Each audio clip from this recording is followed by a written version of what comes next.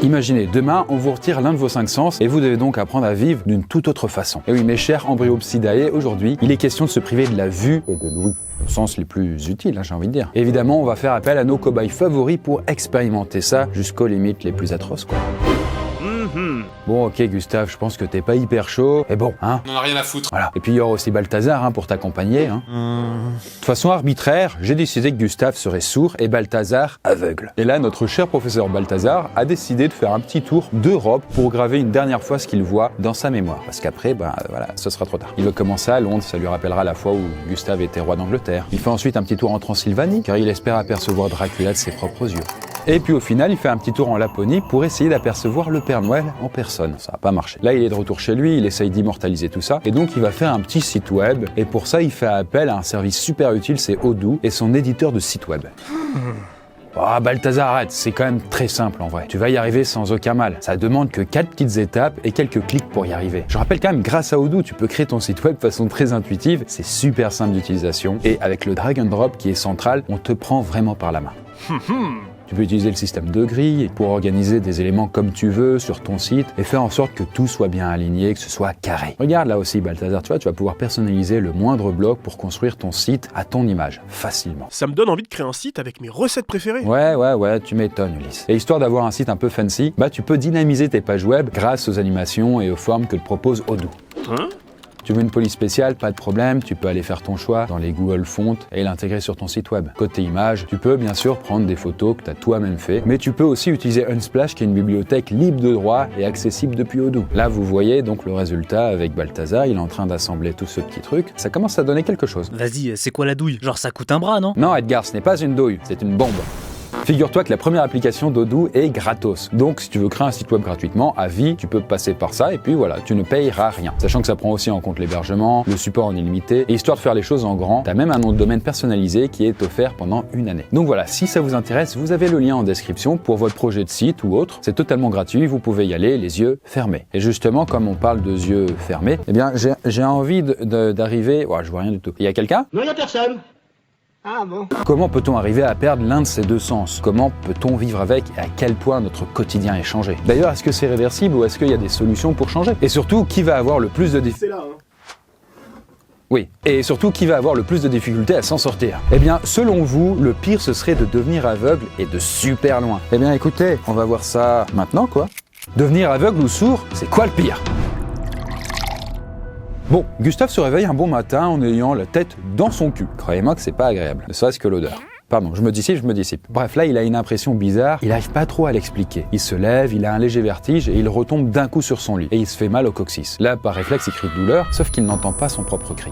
Là, il se dit, mais il y a un problème. Il allume la télé, il n'entend aucun bruit, il fait tourner son micro-ondes, il n'entend rien. Et là, en fait, Gustave, dans sa malchance légendaire, il souffre d'une surdité soudaine. Et ça se résume par une perte rapide de l'audition et qui peut arriver d'un coup, comme ça, dans le cas présent, ou en à peine quelques jours. Là, vous dites, c'est quand même un peu tiré par les cheveux, quand même, ton truc, là. En vrai, ça paraît improbable, mais même les médecins cherchent encore comment ça peut être possible. Mais peut-être que ça pourrait être lié à nos vaisseaux sanguins, là où notre sang circule. Bon, pour info, ça concerne à peine 5% des gens qui sont atteints de surdité. Donc quand même, une personne sur 20. Et j'imagine qu'il y a toute une liste d'autres trucs qui peuvent te rendre sourd. Alors bien sûr, ça peut être lié à une forte explosion. Oh, ça pique. Ou alors entendre un coup de feu juste à côté de soi. Je vous rappelle que les armes à feu, ça fait un boucan de diable. C'est pour ça qu'on met des casques anti-bruit. Mais ça peut être aussi lié à des tumeurs ou alors des graves infections qui peuvent toucher donc du coup les tympans. Bref, là, Gustave est complètement paniqué. Il décide d'appeler Balthazar pour qu'il lui vienne en aide. Alors, le fait d'être sourd, ça n'empêche pas de parler, donc du coup, il parle, ou en l'occurrence, là, il crie, parce qu'en fait, il n'entend même pas son propre écho, quoi, en fait, il ne s'entend pas. Et en plus, le discours n'est pas super cohérent. Les mots sont pas toujours dans le bon sens. Là, Balthazar, il se dit, il y a vraiment un pépin, il saute dans sa bagnole pour aller rejoindre Gustave. Il a pas trop compris, mais ça paraît grave. Sauf que tout stressé, il prend même pas la peine de s'attacher, et il commence à bombarder sur la route. Il regarde aussi son téléphone pour voir s'il n'y a pas des news. Oh, la bonne idée de merde! Effectivement, faut toujours s'attacher sur la route, et là, ça va pas manquer, il manque de vigilance et il finit dans un arbre. Et suite à ce grave accident, notre prof finit à l'hôpital, il passe plusieurs jours dans le coma. Et quand il se réveille, eh bien il ne voit rien, c'est le noir complet. En fait, figurez-vous que ses nerfs optiques ont pris très cher suite à son accident. Du coup là, pour lui, c'est au revoir la vue. Et l'accident de Balthazar, c'est ce qui est exactement arrivé à Marty alors qu'il était en scooter. Et à 15 ans, j'ai eu un accident de scooter qui a coupé mes nerfs optiques et donc depuis, je vis dans le noir. Alors même si là, ça a été radical, il y a pas mal de personnes qui perdent la vue progressivement à cause de tumeurs, de glaucome ou même d'infections. Bref, si maintenant nos deux cobayes ont perdu chacun un sens, ça va être l'heure pour eux de réaliser que leur quotidien ne sera plus jamais le même. Bon, le diagnostic est tombé, Gustave a perdu l'ouïe soudainement et il lui reste donc 4 sens. Après, il existe des solutions qui peuvent l'aider à réentendre, mais on va pas lui donner accès ici, même si j'en parlerai après. Et là, sans trop de surprise, comme c'est le cas de pas mal de gens dans le cas de Gustave, c'est le déni complet. Il se dit que c'est qu'un cauchemar passager, ça va revenir. Y a pire comme cauchemar, hein. Qui fasse pas sa petite nature. Côté Edgar, j'aimerais bien t'y voir. En tout cas, côté Gustave, après, chaque cas est différent. Et tous les sourds ne sont pas logés à la même enseigne. Il y en a qui entendent un petit peu, il y en a qui ont des acouphènes, donc une sorte de sifflement permanent. Mais pour notre cobaye à nous, rien du tout, pas le moindre son. Bon, du coup, Gustave, comme pas mal de gens dans son cas, va devoir passer le stade de l'acceptation, faire le deuil de son audition. Sinon, il pourra pas avancer, il va rester comme un boulet avec son passé. Et donc, pour lui, il y a 2 choses prioritaires, apprendre la langue des signes française, la LSF, et apprendre à lire sur les lèvres. Donc voilà, tout premier truc basique, comment on dit bonjour en langue des signes française. Bref, il va passer énormément de temps, tous les jours, à apprendre différents gestes et il est admis qu'il faut avoir plus ou moins 100 heures pour avoir des bonnes bases. Et le double pour pouvoir communiquer au quotidien. Et encore le double pour être à l'aise dans la plupart des situations de la vie. Donc c'est un sacré chantier. Langue des signes, l'alphabet. Voilà, là je lui dis, hop. D'ailleurs, si vous vous posez la question, mais en fait c'est la langue des signes, maintenant il pourra se faire comprendre avec tous les sourds de la planète. Pas du tout, c'est juste les Français. Ok. Tu parles avec un sourd américain, un allemand, un espagnol, vous ne vous comprendrez pas. Bref, pour ses proches, comme sa nièce Ariane, ou même d'Argent, apprendre le langage des signes pour eux, ça va prendre plus de temps parce que, ils n'ont pas que ça à foutre non plus, quoi. Et ne serait-ce que s'ils passent 3 heures par semaine à apprendre ça, il leur faudra 1 an avant de pouvoir vraiment communiquer. J'avais déjà quelques bases, mais je vais passer la seconde, tonton. Promis. Ça sert à rien, Ariane, il n'entend pas. Tu perds ton temps. Après, tu peux passer par des applications, des vidéos sur YouTube, même des bouquins. Bref, il y a beaucoup de façons d'apprendre pour s'y mettre. Et en attendant, tu peux aussi écrire sur ton téléphone, toc toc, et puis tu lui montres. Simple et efficace, quoi. En vrai, je veux aussi apprendre ce patois. C'est forcément utile. Alors, Ulysse, je te corrige direct, c'est pas du patois. C'est pas genre tu parles français avec des mots pour te faire comprendre vite fait. Non, c'est vraiment une nouvelle langue. Il y a le français et il y a la langue des signes française qui n'a rien à voir. Comme je disais avant, en fait, vous pouvez apprendre la langue des signes de plein de pays différents, mais c'est pas leur langue orale. Ça n'a pas de rapport. D'ailleurs, c'est reconnu comme une vraie langue depuis 2005. En parallèle, vu qu'il va croiser une majorité de gens qui savent pas signer, donc du coup, ça veut dire parler en langue des signes, Gustave va devoir apprendre à lire sur les lèvres. Vous avez déjà sans doute fait le jeu, vous devez deviner ce que dit l'un de vos potes pour voir si vous avez bon. Mais sauf que pour notre moustachu, c'est pas un jeu, pour lui, ce sera son quotidien. Voilà, ça va pas être du gâteau parce que c'est pas facile, moi j'y arrive pas du tout. Faire la différence entre les P et les B, les K et les G, quel enfer. Et oui, Ariane, d'ailleurs, c'est un bon exemple puisque contrairement au A et au O, qui sont bien distincts dans la bouche, c'est plus dur pour certaines consonnes. Regarde, si je dis K ou G, c'est la même forme, quoi. P, B, N, M, c'est un enfer, quoi. Donc quand vous êtes dans ce cas-là, comme Gustave, vous êtes aidé par un orthophoniste, comme la fois d'ailleurs où il avait fait un AVC. Et pour des raisons différentes cette fois-ci. Donc il faut apprendre à reconnaître les lettres, les expressions du visage, ce qu'on appelle le langage mimique. Et bien entendu, comme là, Gustave va être en apprentissage intensif, ça va beaucoup le fatiguer. Les premières semaines, les premiers mois, un peu comme quand vous appreniez le code ou alors une nouvelle langue, ça sollicite de ouf. Moi, j'étais rincé. Bon, en tout cas, du côté de Balthazar, là, notre prof est aussi, pas ouf, parce que son diagnostic est sans appel, il a plus de nerfs optiques, donc plus aucun moyen de voir. Et comme Gustave et plein de gens dans ce cas-là, il va être en colère, il va être dans le déni, il va se dire c'est pas possible, ça va revenir. Surtout que le cas présent, c'est un peu sa faute, vu les circonstances, et ça va pas l'aider à se calmer. Bref, après avoir passé des semaines à l'hosto, parce que c'est quand même un grave accident, il se retrouve chez lui, seul, il commence à reprendre ses marques avec lui-même. Et le début, c'est clairement un enfer. Et même s'il connaît globalement son appartement par cœur, le fait de plus voir, ça va tout changer. Il va se prendre dans des meubles, des coins de porte. Il aura du mal à jauger les distances. En faisant 1 mètre, il va flipper comme un ouf. Il aura l'impression d'avoir traversé tout son appart. Et hop, tout l'appart dans du papier bulle. Alors, sans tomber jusqu'à là, il aura quand même intérêt à protéger ses coins de table, à demander qu'on lui mette des trucs fragiles ailleurs. Et honnêtement, la déco, je veux dire, les cadres, les plantes et compagnie, c'est plus tout à fait son souci, quoi. Et d'ailleurs, les premiers défis quotidiens vont s'enchaîner. Bon, alors pour s'habiller, là, notre prof, il a pas spécialement de problème, vu que il met un peu les mêmes fringues tous les jours. Tu viens de lui dire qu'il était crasseux, là. Mais pour les gens normaux, c'est pas la même chose. Et vu qu'il est impossible de voir ce qu'ils ont prévu d'enfiler quand ils sont seuls, bah ils vont devoir trouver des techniques. Sinon, bah ils vont ressembler à des clowns tous les jours, quoi. Et les fautes de goût, ce sera monnaie courante, quoi. Donc là, ça va jouer au niveau de la mémoire. En fait, quand vous êtes aveugle, là, vous devez le faire par association. Typiquement, si vous avez un t-shirt et qu'il a un bouton, vous allez dire, ok, lui, c'était le t-shirt rouge. Là, s'il y a un pantalon, il est un peu déchiré, vous vous souvenez, c'était le noir. Donc voilà, ça sollicite la mémoire. C'est une épreuve du combattant tous les jours, rien que pour s'habiller. Il y a d'autres techniques? Alors ouais, il peut par exemple mettre des sortes de petites gommettes en 3D sur les étiquettes dans le vêtement. Et donc, bah, en tripotant la gommette, il sait le style de vêtement et sa couleur. Là, il y a des gens qui utilisent ça, mais en vrai, souvent, les gars, bah, ils font appel à leur mémoire. Après, on peut aussi mettre des petits indicateurs comme ça sur des machines à laver pour savoir comment on va laver le fringue, quoi. Ce serait con de mettre de la javel ou alors de laver à 80 degrés ou alors de faire rétrécir ces trucs. Bref, pour Balthazar comme pour Gustave, ce n'est que le début des galères. Et là, ils vont devoir apprendre à vivre dans un environnement très hostile. Alors des mois plus tard, Gustave a affûté sa vision, vu que bah il est sourd, quoi. Donc bon, ça va pas compenser le fait qu'il n'entende plus, mais il est beaucoup plus vigilant à ce qu'il voit au sens propre. Et dû à son handicap, bah il y a des sons vitaux que Gustave ne peut pas entendre. Par exemple les alarmes incendie, les sirènes d'urgence, mais aussi les klaxons de bagnole. Donc bah voilà, il doit garder un œil sur tout ça.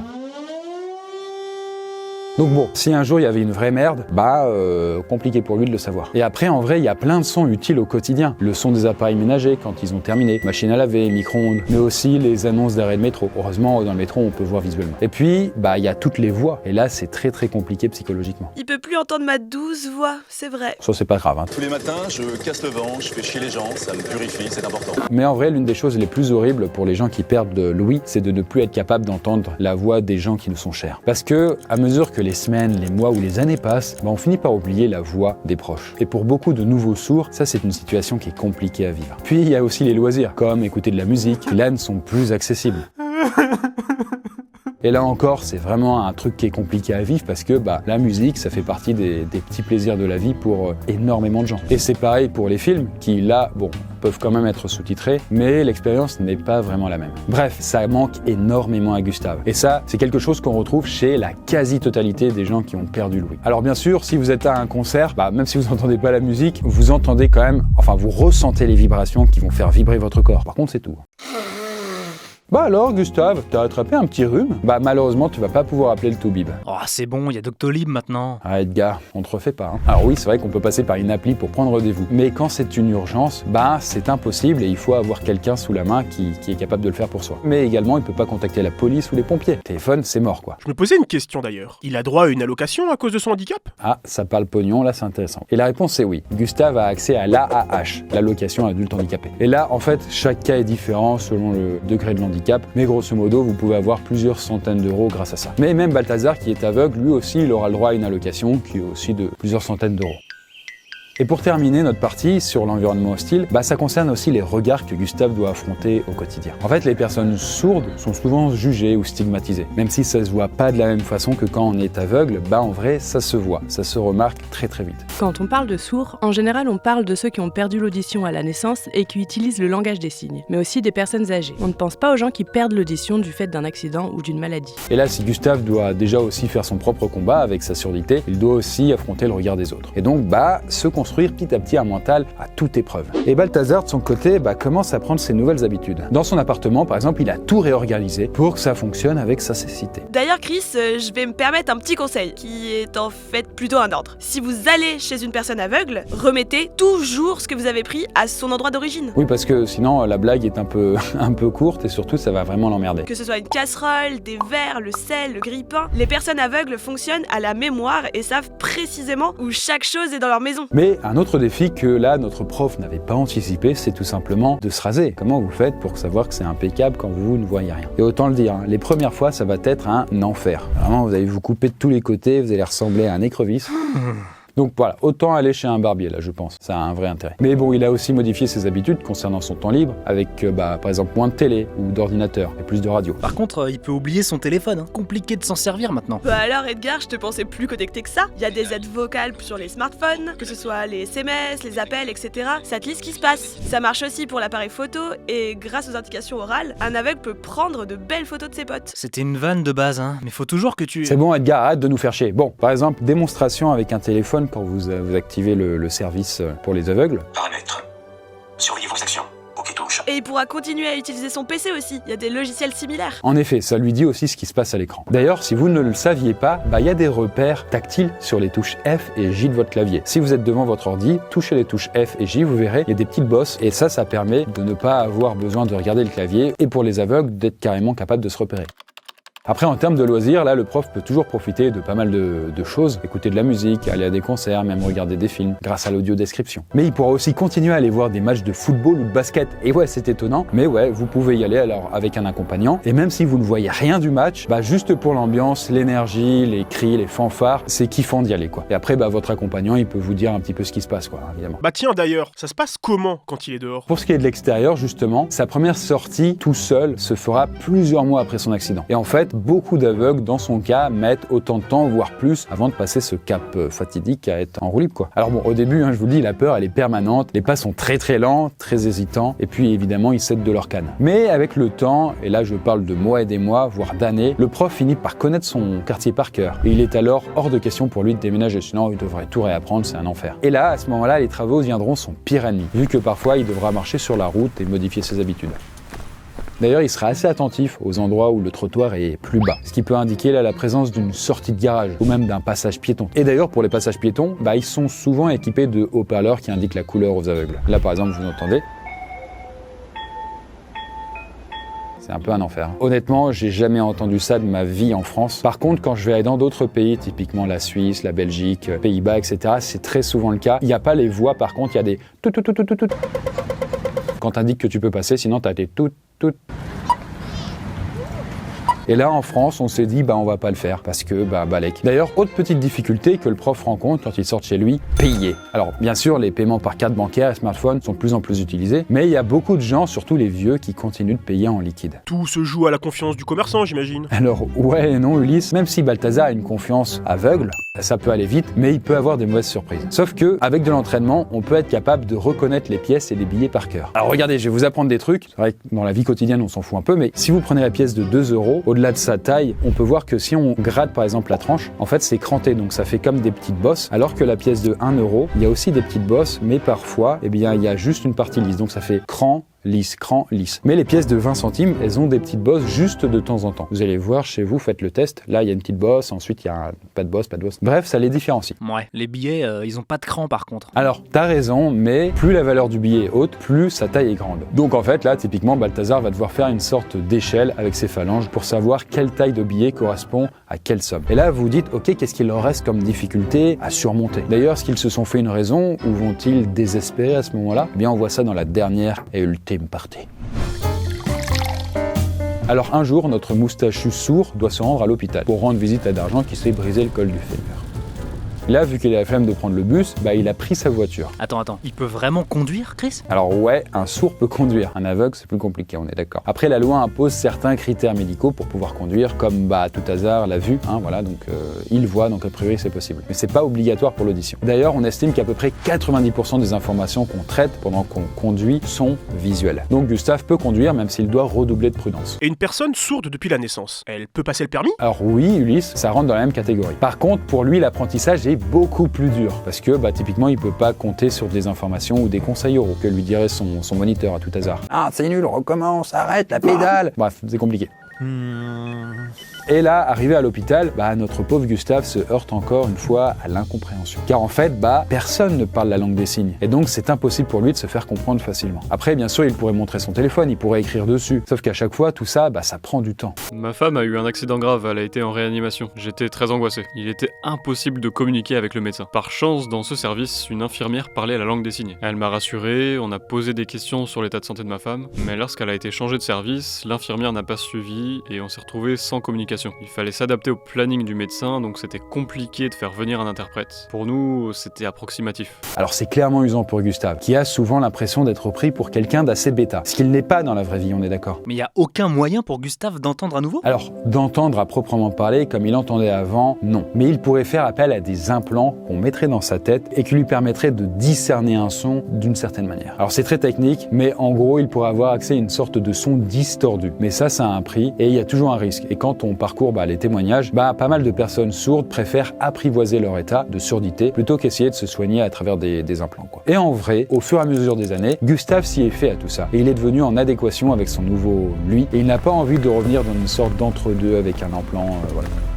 Et là, il essaye aussi de relativiser quand il sort dans la rue. Et il n'entend plus les gens qui gueulent, il n'entend plus les travaux, plus les klaxons, même s'il doit être évidemment vigilant. J'avoue que je me repère souvent à l'ouïe avant de traverser, moi. Alors, ok, mais c'est une mauvaise idée parce que si tu te bases juste sur ton ouïe, toutes les voitures électriques ou les trottinettes, elles te filent dans le cul, quoi. Edgar, façon de parler, bien sûr. Bref, en vrai, les nouvelles habitudes de Gustave sont à présent bien ancrées dans son quotidien. En plus d'avoir un mental qui lui permet de supporter les regards un peu désapprobateurs, quoi. Là, il a accepté qu'il n'entendrait plus. Et globalement, il arrive à être heureux, même si parfois, certains jours, ça va moins bien, il se sent au fond du trou. Comme pas mal de gens dans son cas. Et ça, c'est un état global dans lequel Balthazar est aussi. Et même s'il est privé de la vue, il est arrivé à s'accommoder à son nouveau quotidien. D'ailleurs, peut-être que vous te dites, à quoi il ressemble ses yeux au prof derrière ses lunettes? Balthazar, est-ce que tu peux les retirer 2 secondes? Ils sont pareils, non? Alors complètement. En fait, vu que ces nerfs optiques ont été coupés, c'est comme couper les câbles de votre Freebox. Elle a toujours le même aspect, c'est juste qu'elle ne marche pas. Là, c'est pareil pour les yeux. T'as coupé juste l'intérieur. Et donc, visuellement, il n'y a pas de différence. Sauf ceux qui ont un glaucome. Donc, du coup, quand l'œil va devenir de plus en plus opaque. Et là, donc, du coup, ça leur donnera un look beaucoup plus marcheur blanc, quoi. Et d'ailleurs, en parlant de couleurs, sachez qu'avec le temps, Balthazar, comme la majorité des gens aveugles, il va finir par les oublier. Après, il aura quand même quelques souvenirs pour le vert ou le bleu, qui sont super présents dans nos vies quotidiennes. Mais il finira, elle aussi, par les oublier et ne plus savoir ce qu'est une couleur. Et bien sûr, c'est pas une légende, mais le prof a surcompensé avec ses autres sens en les développant davantage. Par exemple, son odorat, son ouïe et son toucher donc seront beaucoup plus forts, quoi. Et donc ça fait qu'il réussira à voir d'une certaine manière avec ses mains. Et pour ce qui est des nouvelles rencontres, tout va se jouer au feeling. Et là, cette fois-ci, il oubliera sa première impression visuelle qui n'est plus possible. Et d'ailleurs, pour sa vie amoureuse, ce sera pareil. D'ailleurs, est-ce qu'on ne dit pas que l'amour nous rend aveugles? Là, écoutez, c'est déjà assez cadeau, quoi. Il a pas perdu de temps, ce gros baiser. Ulysse Ce Casanova, pardon. Je préfère. D'ailleurs, l'une des choses les plus importantes pour Balthazar, c'est de ne pas se renfermer sur soi, de ne pas s'isoler et d'être capable de se trouver des nouvelles passions. Typiquement, le tir à l'arc ou le bateau à voile. Non, c'est une blague. Elle est bonne celle-là. En tout cas, il aimait beaucoup voyager avant, mais maintenant, c'est plus possible. Mais en tout cas, comme il aimait bien faire des petites blagues, notamment avec ses élèves, je vous renvoie au Médaillon d'Orion pour plus d'infos, il s'est lancé dans une carrière de stand-upper. Et donc là, il passe la majorité de ses journées à trouver des vannes, à monter un petit spectacle. Mais autre petit détail qu'on retrouve chez Gustave, la fatigue arrive plus vite, même pour des actions quotidiennes. Ça peut paraître bizarre, mais d'une façon plus ou moins consciente, quand il nous manque un sens et qu'on est obligé de surcompenser, ça nous demande d'être plus attentif et donc du coup cette attention, ça prend plus d'énergie et donc ça fatigue plus vite. Et là, vous vous posez la question, ok, mais les sourds et les aveugles, comment font-ils pour dormir et pour rêver? Est-ce qu'ils ont les mêmes rêves que nous? C'est différent. En fait, si au début, après son accident, ses rêves étaient toujours les mêmes, avec des images, des couleurs, avec le temps, tout ça a fini par partir. Jusqu'à ce qu'il ne rêve plus que de sons, de sensations et de pensées. En tout cas, même s'il ne voit plus dans ses rêves, le fait qu'il soit capable de les maîtriser, notamment les rêves lucides, etc., ça lui donne un avantage quand même incroyable. Et il peut s'évader, vivre une nouvelle vie, enfin bref, le kiff. Mais c'est un autre sujet. Globalement, la façon dont il rêve là, en tout cas, ça peut ressembler un petit peu à ceux qui souffrent d'aphantasie, c'est-à-dire ceux qui n'arrivent pas à imaginer mentalement certaines choses, à avoir une imagerie mentale. Par exemple, là, si vous fermez les yeux et je vous dis, vous voyez une pomme devant vous, ou vous voyez une échelle, ou vous voyez une chaise, à quel point vous êtes capable de la voir? Il y en a, si on leur dit de juger ça de 0 à 10, il y en a, ils sont à 10, c'est assez ouf, c'est-à-dire qu'ils voient aussi bien les yeux ouverts que fermés, et il y en a, ils sont à 0, ils ne voient rien du tout, même pas une espèce de brume dégueulasse. Moi, typiquement, de 0 à 10, je pense, je suis à 3, je pense, 3 sur 10, donc je vois pas très bien les yeux fermés. Enfin, ça paraît con de le dire comme ça, mais je veux dire, j'arrive pas à créer l'image mentale les yeux fermés. Toi, tu te mettrais à combien? 9. Je la vois vraiment sur la table, limite avec la texture, la petite tige. Tu vois les couleurs? Ouais, là si je veux m'imaginer rouge, elle est rouge. Putain, c'est ouf. J'arrive pas à comprendre comment tu y arrives, quoi. C'est dingue, vous voyez, c'est ouf. Bref, nos deux amis, avec le temps, ont appris à accepter leurs nouvelles conditions. Ils sont un peu plus en accord avec eux-mêmes, davantage heureux, même s'il y a encore des périodes un peu plus bad. Perso, je préférerais être sourd. Et moi, aveugle. Eh bien, j'avoue, moi, comme ça, par réflexe, j'aurais dit au tout début, un peu comme la majorité d'entre vous, je préfère être sourd qu'aveugle, parce que la vue, c'est hyper essentiel. Mais Mais en faisant cette vidéo avec vous, je me rends compte que c'est quand même plus compliqué que prévu. Et en vrai, c'est assez compliqué de savoir quel sens perdu est le pire. Ça dépend des personnes, de son passé, son histoire, son rapport avec ce qu'on aime voir ou entendre. Mais il semblerait que, avec une petite nuance, le fait de devenir sourd, de ne plus entendre, est plus compliqué à supporter que de devenir aveugle. Donc, vous êtes 80% à être un peu tombé dans le panneau. Alors, si vous êtes aveugle, vous n'avez pu qu'écouter cette vidéo. Et si vous êtes sourd, vous avez sans doute pu la consommer grâce au sous-titre. Et ça nous ferait très plaisir que vous puissiez partager votre expérience directement en commentaire, sourd comme aveugle, et donc de voir un peu l'envers du décor aussi de votre côté. Décidément, les dernières expériences de nos cobayes sont assez bizarres, quoi. En tout cas, bon, si je l'ai pas déjà dit, bonne année. Et puis sinon, nous, on se dit à une prochaine vidéo, quoi. Dans la joie et la félicité, quoi, tout simplement, quoi. Vous voulez une tomate? Elles sont super bonnes, regardez. Les petites jaunes, là. À la semaine prochaine. En tout cas, courage à toutes les personnes à qui il manque un sens. Ouais, vous êtes les boss, lâchez rien.